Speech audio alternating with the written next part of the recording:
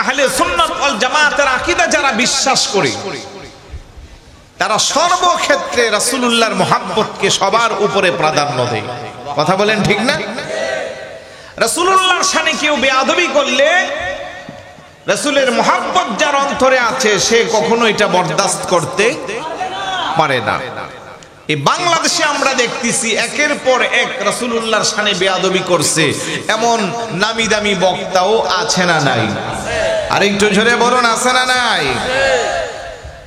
এই জন্য রাসূলুল্লাহ বলে আনতা মা'a মান আহবাবতা, তুমি যাকে ভালোবাসো তার সাথেই তোমার বসবাস, তার সাথেই তোমার হাসন নাসর। এই কথা শোনার পরে সাহাবী হযরতে আনাস রাদিয়াল্লাহু তাআলা আনহু বলেন, ফামা রাআইতুল মুসলিমিনা ফারিহু বিশাইইন বাদাল ইসলাম ফারিহাহুম বিহা।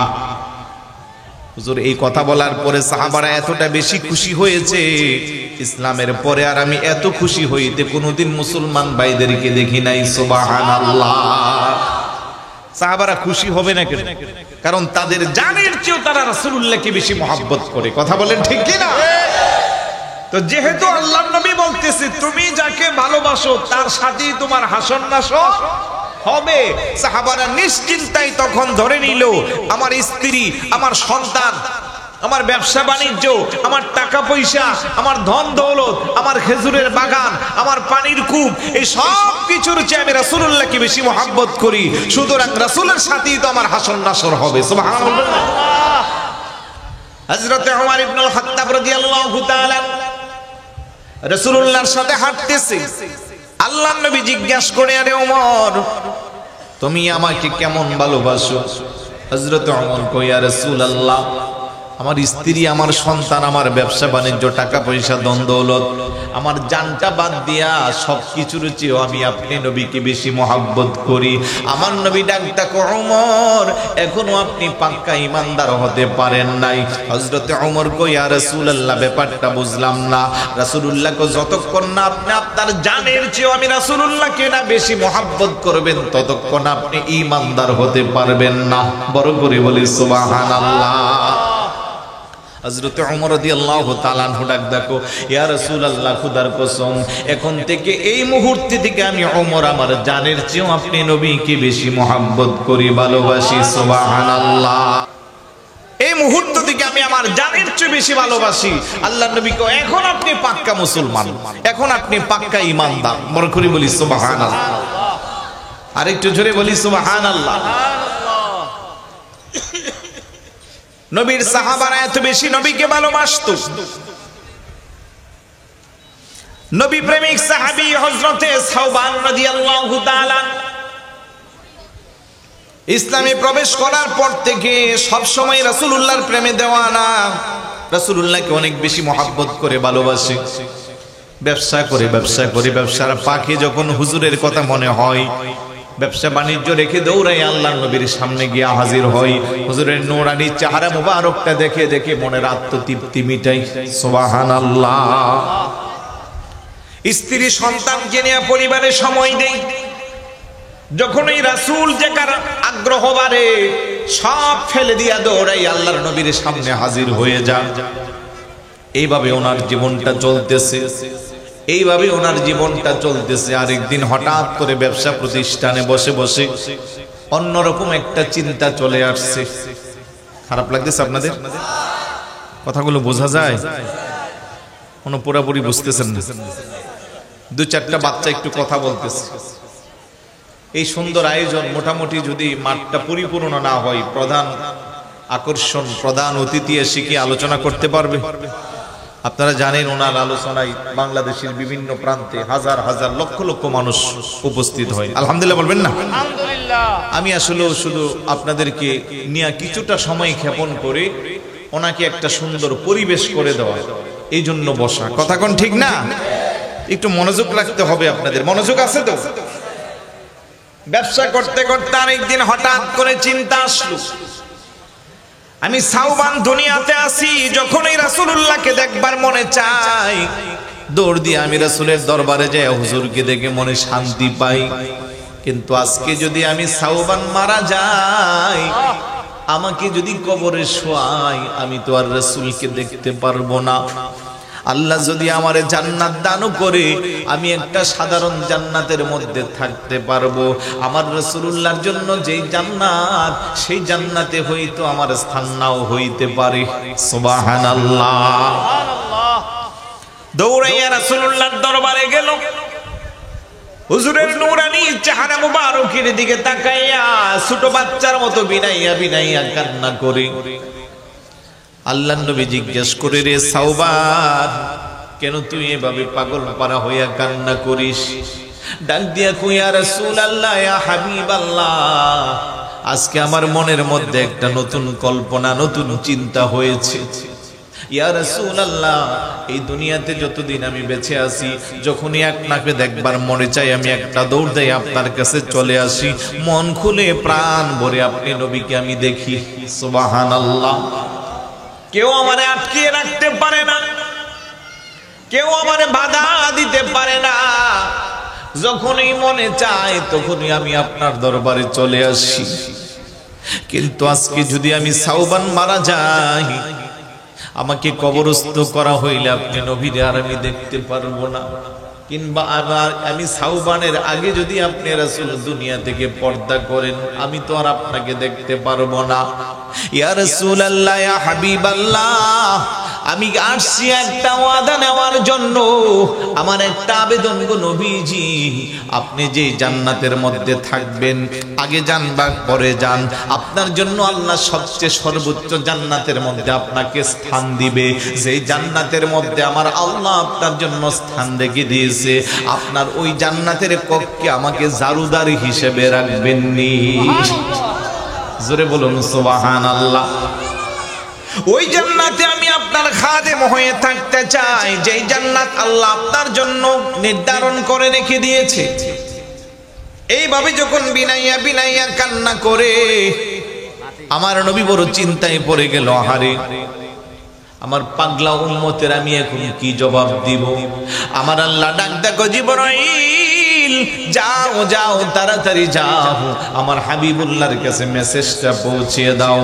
ওয়ামাইয়ুতিল্লাহ ওয়ার রাসূল ফাউলাইকা মাআল্লাযীনা আন'আমাল্লাহু আলাইহিম মিনান নাবিয়্যিনা ওয়াস-সিদ্দীকিনা ওয়াশ-শুহাদা'i ওয়াস-সালিহিন ওয়া হাসুনা উলাইকা রফিকা।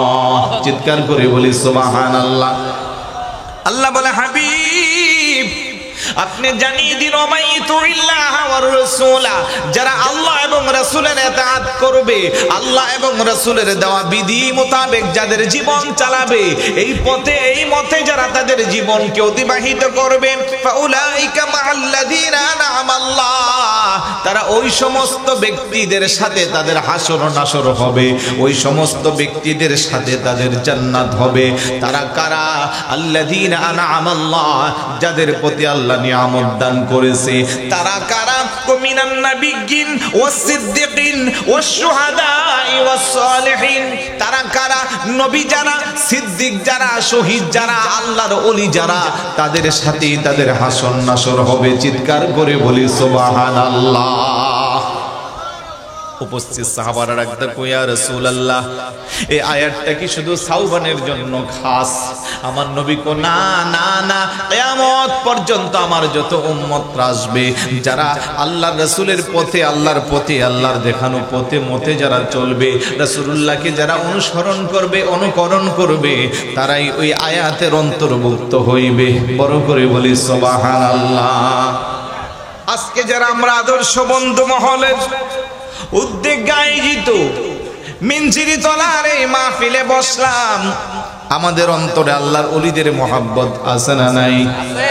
আওয়াজ দিয়ে বলুন, আছে না নাই? নবীদের মহব্বত আছে না নাই? সুন্নি যারা, সিদ্দিক যারা, শহীদ যারা, তাদের মহব্বত আছে না নাই? যদি থাকে আমাদের ঠিকানা জান্নাত ঘোষণা কা।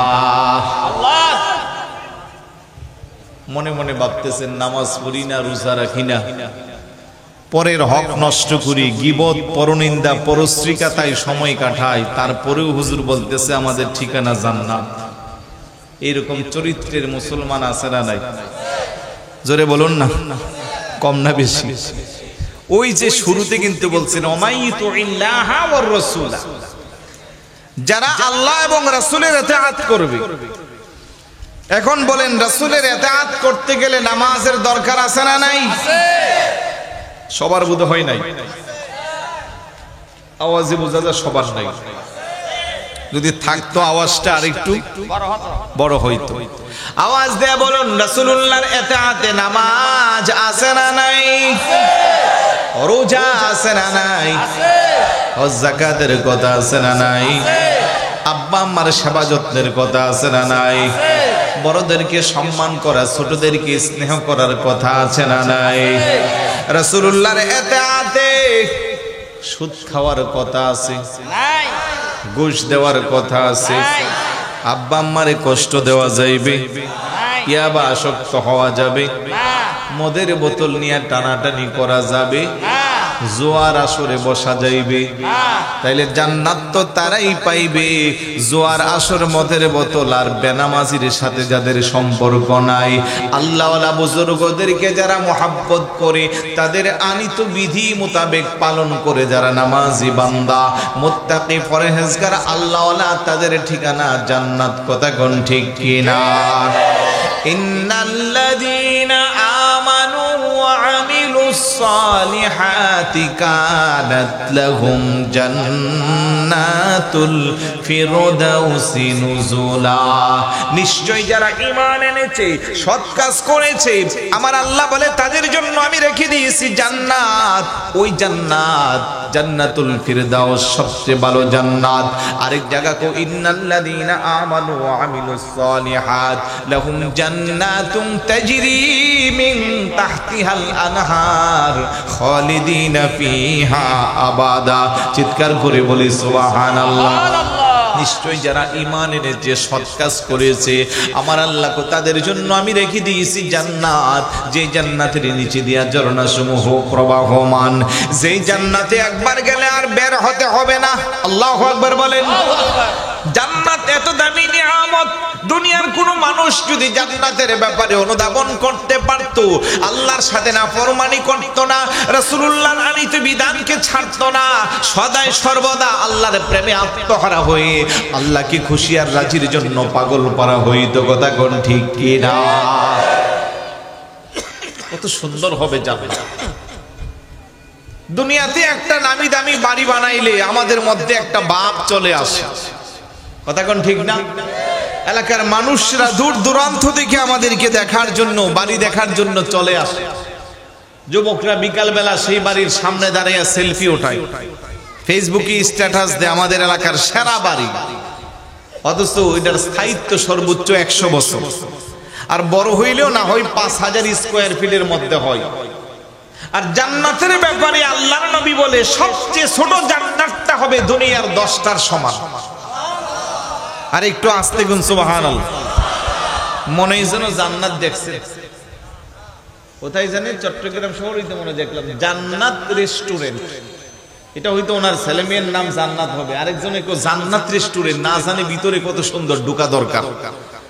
ভিতরে যে দেখা যায় যে পচা গান্ধা আবর্জনা আছে না নাই? তার মানে নামে জান্নাত, ভিতরে কি নাই? মিল নাই। আর আল্লাহর দেওয়া ইমানদারের জন্য যেই জান্নাত, ওই জান্নাতের যেই দেওয়ালগুলো হবে, একটা ইট হবে স্বর্ণের, আরেকটা রূপার, আরেকটা ইয়াকুত পাথরের, আরেকটা জমরুদের। সুবহানাল্লাহ বলবেন না? সুবহানাল্লাহ। এই যে বিল্ডিং বানাইছে, একটা ইটের সাথে আরেকটা ইটের লাগাইছে সিমেন্ট আর বালি দিয়া। আর জান্নাতের স্বর্ণের ইটের সাথে রূপার ইট এইভাবে একটার সাথে আরেকটা লাগাইবে মেশকো আম্বর দিয়া। বড় করে বলি সুবহানাল্লাহ। দুনিয়াতে নামি দামি বাড়ি বানাইলেন জান্নাতের মতো করে, ওই বাড়ির মধ্যে আপনি অবস্থান করবেন 50 বছর, 60 বছর, 100 বছর। এমন অনেকে হয় জান্নাতের মতো বাড়ি বানায়, কিন্তু সেই ঘরের মধ্যে একবার ঘুমাইতে পারে না, তার আগে আল্লাহর ডাকে সাড়া দিয়ে চলে যেতে হয়। এমন হাজার হাজার ইতিহাস আছে না নাই? এই দুনিয়ার জান্নাতে শুয়ে শুয়ে আপনি মনে মনে ভাবতেছেন, আহারে এই মুহূর্তে যদি কুমিল্লার নামি দামি মাতৃ ভান্ডারের রসমালাই খেতে পারতাম, কিন্তু মনে চাইলেই তো পাওয়া যায় না। ছেলে চাকরি করে ফোনে বলতে হবে আমার জন্য রসমালাই আনিস। কুমিল্লা থেকে বাঁশখালী আসতে আসতে 7-8 ঘন্টা, ততক্ষণে বাসি হয়ে যাবে, স্বাদ নষ্ট হয়ে যাবে, আনতে আনতে মনের চাহিদাটাও কমে যাবে। কিন্তু আমার আল্লাহ গো, জান্নাতবাসী যারা হবে তারা মুখ খুলে বলতে হবে না, ইশারা করেও কাউকে বলতে হবে না।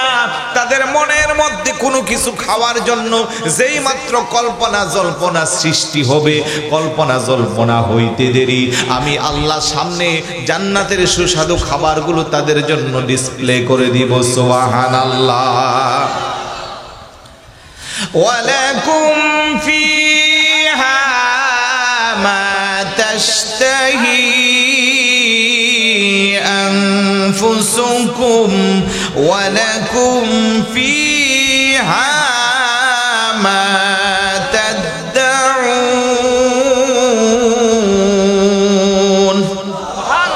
আরেকটু জোরে বলুন সুবহানাল্লাহ। জান্নাতবাসীরা জান্নাতে যখন অবস্থান করবে, কিছু খাওয়ার জন্য কারো কাছে মন খুলে বলতে হইবে না, কারো কাছে চাইতেও হবে না। মনে মনে যখন কল্পনা জল্পনা করবে, কল্পনা জল্পনা করতে দেরি সামনে এসে খাবারগুলো একবারে উপস্থিত হবে। খেতে খেতে নাক পর্যন্ত খাইবে, আর পেটে কোনো জায়গা নাই, আরেকটা খাবার খাওয়ার জন্য মন চাইবে। হাদিস শরীফের মধ্যে আসছে ওই খাবারটাও সামনে এসে হাজির হয়ে যাবে। দুনিয়াতে আমরা যদি একটা খাবার খাই, পেটে জায়গা না থাকলে আরেকটা খাবার খাওয়া যায় না, কিন্তু জান্নাতবাসী যারা একটা খাবার খাওয়ার পরে যখন আরেকটা খাবার খাইতে মন চাইবে, কোনো বাধা সৃষ্টি হবে না। পেট খালির জন্য টয়লেটেও যেতে হবে না, বাথরুমেও যেতে হবে না। হাদিস শরীফের মধ্যে আসছে একটা ডেকুর দিবে আর পেটটা খালি হবে, নতুন খাবারগুলো আবার ইচ্ছা মতো পেটের মধ্যে প্রবেশ করাবে। চিৎকার করে বলি সুবহানাল্লাহ। ওই জান্নাতের দরকার আছে নি? যাইতে চান? আওয়াজে তো ছোট কা, এত বর্ণনা দিলাম জান্নাতের, তারপরেও যাইতে চাই বললে আওয়াজ ছোট, কারণ বিবেকটা তো বাধা দেয় যে কোন সাহসে যাইবো। নামাজ তো প্রত্যেক দিন কাজা হচ্ছে, মিথ্যা বলতেছি, অন্যের হক নষ্ট করতেছি, কথা বলেন ঠিক কি না? তাহলে এইগুলো পরিহার করা দরকার আছে না নাই? আমি 2 কদমে চুমু খাবো, 2 কদমে চরণে ধুলি মাকে বগাই, পাইলে নিরালাই গো নবী, পাইলে নিরালাই, পাইলে নিরালাই। আওয়াজে তো ছোট কা, শিরিকার বেদাতের গন্ধ আছে নাকি? অনেকের কাছে কিন্তু ওই গন্ধ লাগবে যে নবীর কদমে আবার চুমা দিব, কারণ এমনিতেই কদম মুসির কথা শুনলে শিরিকার বেদাতের ফতোয়া দেয়, আছে না নাই? আর সেখানে আবার নবীর কদম বলবে যে নবী তো বহু আগে মাটির সাথে পচে গলি মিশে লেগে গেছে। আর একটু জোরে বলি নাউজুবিল্লাহ। এই জন্য আমাদের আকীদা, আমাদের নবী হায়াতুন নবী, কথা বলেন ঠিক কি না? জবান খুলে বলো না, আমি 2 কদমে চুমু খাবো, 2 কদমে চরণে ধুলি মাখে বগায়, পাইলে নিরালাই গো নবী, পাইলে নিরালাই, পাইলে নিরালাই গো নবী, পাইলে আপনার চরণ খানি, জীবন আমারে হইবে গনি। সুবহানাল্লাহ বলবেন না? পাইলে আপনার চরণ খানি, জীবন আমার হইবে গুনি। দো জাহানের বাদশা নবী, দো জাহানের হাদিসেতে প্রমাণ পাই, পাইলে নিরালাই গো নবী, পাইলে নিরালাই, পাইলে নিরালাই। আমরা 2 কদমে চুমু খাবো, 2 কদমে চরণে ধুলি মাকে বগাই, পাইলে নিরালাই গো নবী, রহমতে আলমে নবী, গুনাহগারের বন্ধু তুমিও। সুবহানাল্লাহ বলবেন না?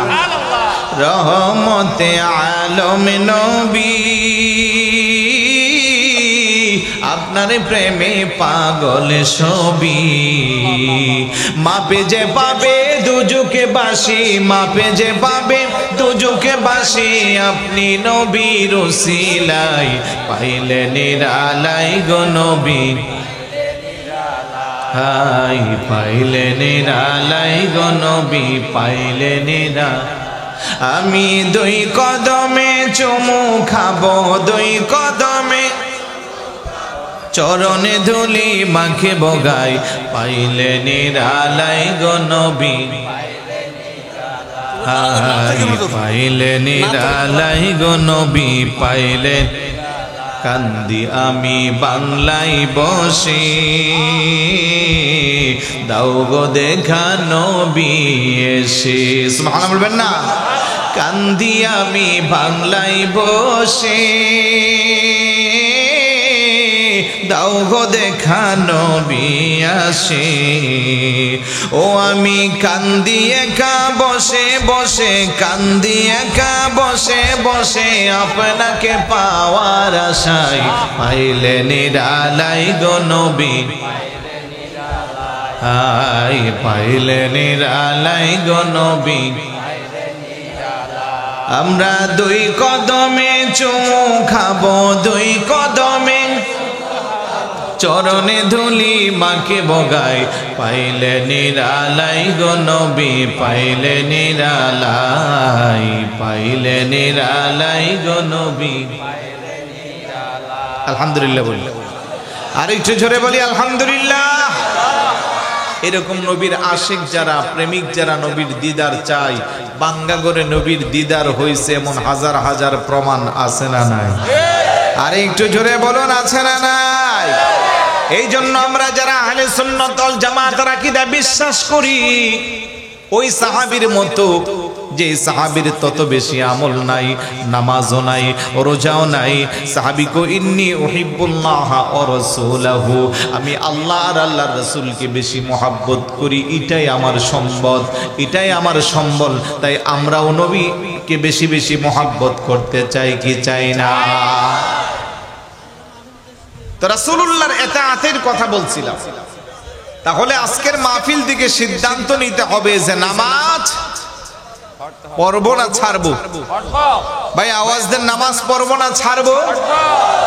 নামাজ এমন একটা ইবাদত, যে ইবাদতের মাধ্যমে বান্দা আল্লাহর বন্ধু হয়ে যায়, যে ইবাদতের মাধ্যমে বান্দা এবং আল্লাহর মাঝখানের যে দূরত্ব আছে এটা কমায় একেবারে কাছাকাছি জায়গায় যেতে পারে। একজন আল্লাহর ওলি পাইবেন না যিনি ওলি দাবি করে আর নামাজ পড়ে না। যদি কেউ বলে আমি আল্লাহর ওলি, আমি আল্লাহর বন্ধু, আমার নামাজ লাগে না, রোজা লাগে না, ধরে নিতে হবে এটা আল্লাহর বন্ধু না, এটা আল্লাহর ওলি না, এটা শয়তানের বন্ধু। কথা বলেন ঠিক কি না? আল্লাহ বলেন ইয়া আইয়ুহাল্লাযীনা আমানু দুখুলু ফিস-সিলমি কাফা ওয়া লা তাত্তাবিউ খুতুওয়াতিশ শাইতান ইন্নাহু লাকুম আদুউম মুবিন। ওহে ঈমানদারেরা, তোমরা যারা ঈমান এনেছো, উদখুলু ফিস-সিলমি কাফা, পরিপূর্ণভাবে ইসলামে প্রবেশ করো।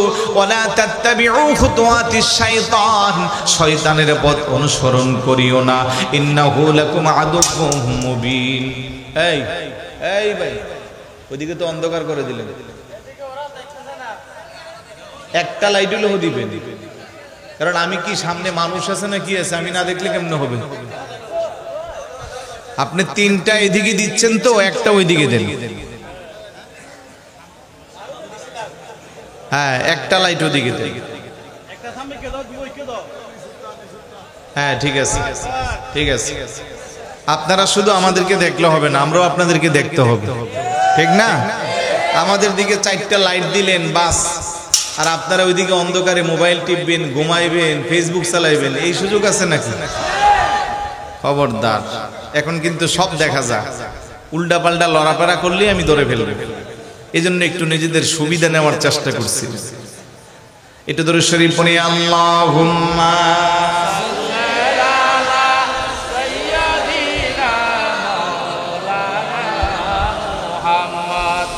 وعلى آل سيدنا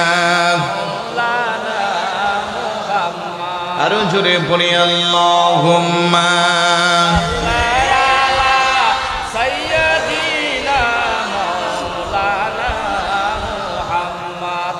وعلى آل